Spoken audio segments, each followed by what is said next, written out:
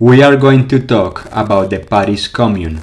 On March 18, 1871, the workers and artisans of Paris took control of the city. The rebellion lasted for 72 days. After this first attempt at dictatorship of the proletariat was overthrown, the French elite took cruel revenge against the communers. However, the seeds of the revolution had already been planted.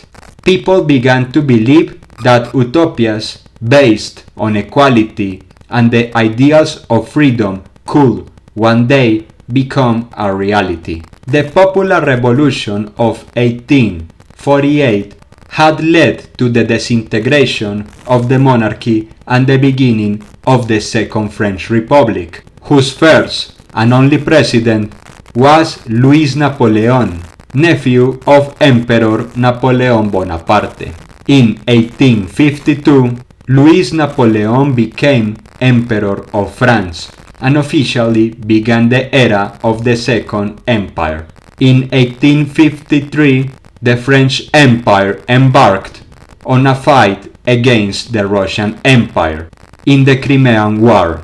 In 1870, the French Empire, attempting to raise nationalist sentiments, launched a war against Prussia. This helped Otto von Bismarck and William I consolidate a unified German national identity. The people of Paris were tired.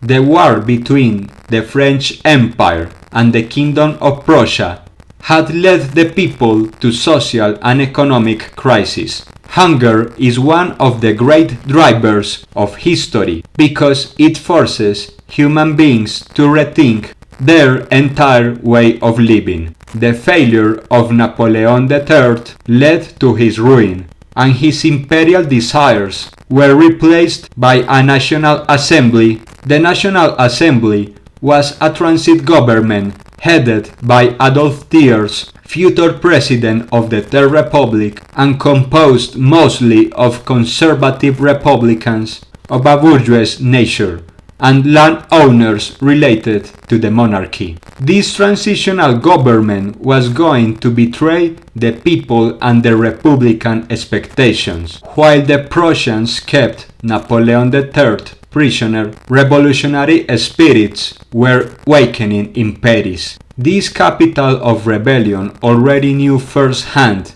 the socialist ideas of Proudhon, the working class ideals of Marx and Engels, and the republican utopias of Blanquists and Jacobins.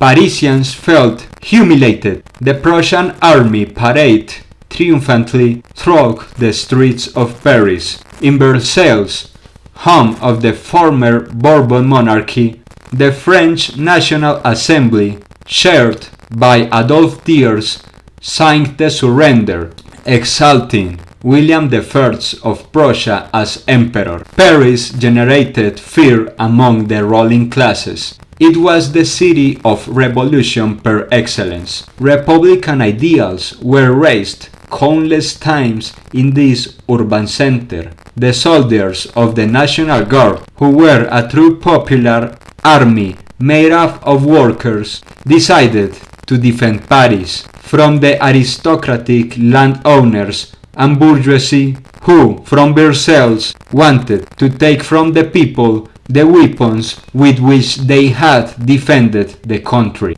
The last straw came when the National Assembly wanted to deprive the Parisians of the cannons they themselves had bought. The National Guard assassinated two generals of the French Republic. Faced with this, Thiers ordered state officials to flee the city.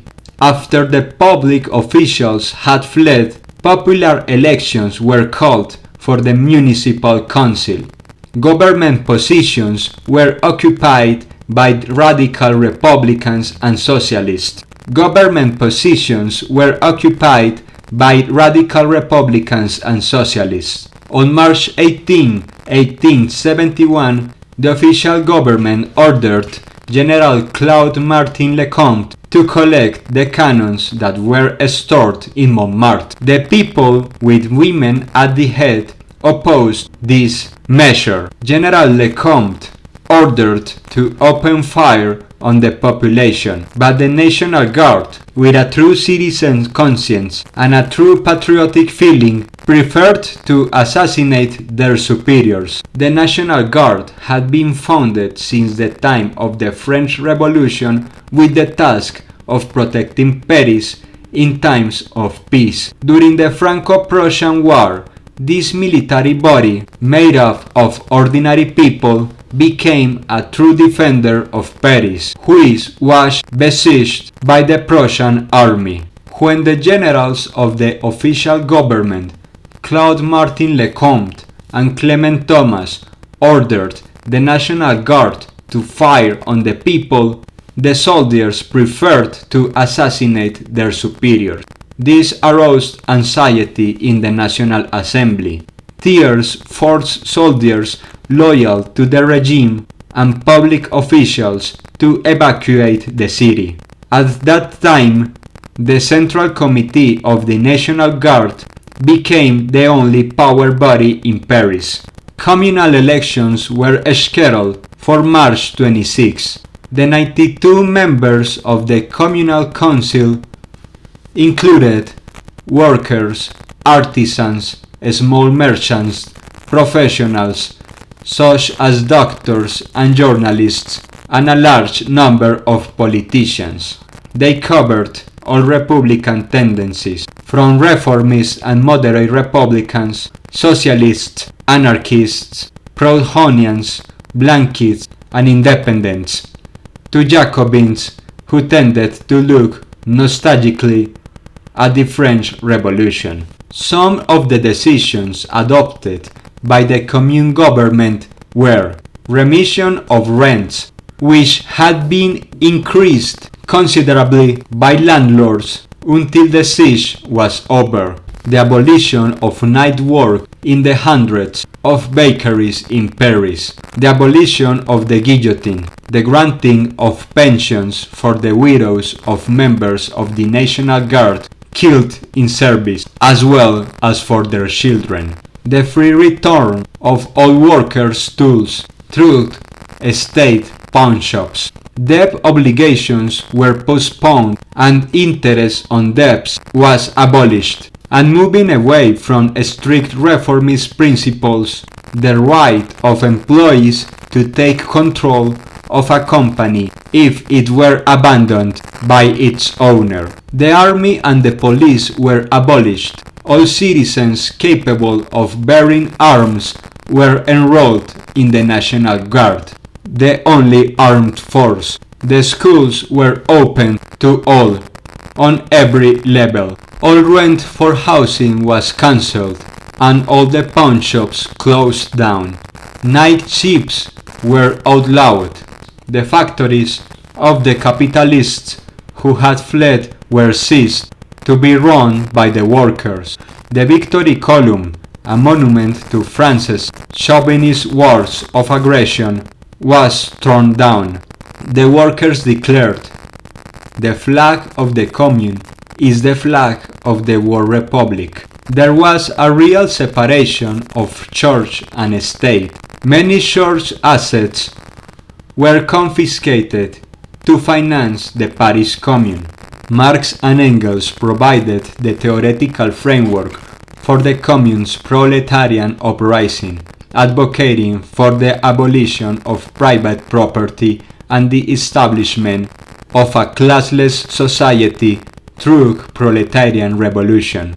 Proudhon's influence, particularly his ideas on mutualism and workers' self-management, inspired the Commune's attempts at decentralized governance and cooperative organization. Blanquist revolutionary activism and advocacy for insurrectionary tactics influenced the Commune's militant approach to challenging bourgeois authority and its short-lived attempt to establish a revolutionary dictatorship. Together, these thinkers provided ideological underpinnings for the Paris Commune's radical experimentation with socialist principles and its brief but significant challenge to capitalist hegemony. During the Paris Commune, the city was divided into 20 administrative districts, arrondissements, each further subdivided into smaller units known as cantons. These cantons functioned as local governing bodies, responsible for managing various aspects of communal life, including sanitation, public services, and security. They were composed of elected representatives who implemented policies directly reflecting the desires of the local population, promoting participatory democracy and grassroots decision-making. Cantonal assemblies played a crucial role in coordinating communal activities, fostering solidarity among citizens, and serving as the building blocks of the commune's decentralized governance structure. Women played a significant and multifaceted role, actively participating in various aspects of revolutionary activities. They were involved in street fighting, nursing, and providing logistical support to the commune's forces. Additionally, women formed their own organizations, such as the Women's Union for the Defense of Paris and Care of the Wounded, advocating for gender equality and social justice. Elisabeth Mitrieff, a member of Marx's First International, launched the Women's Union.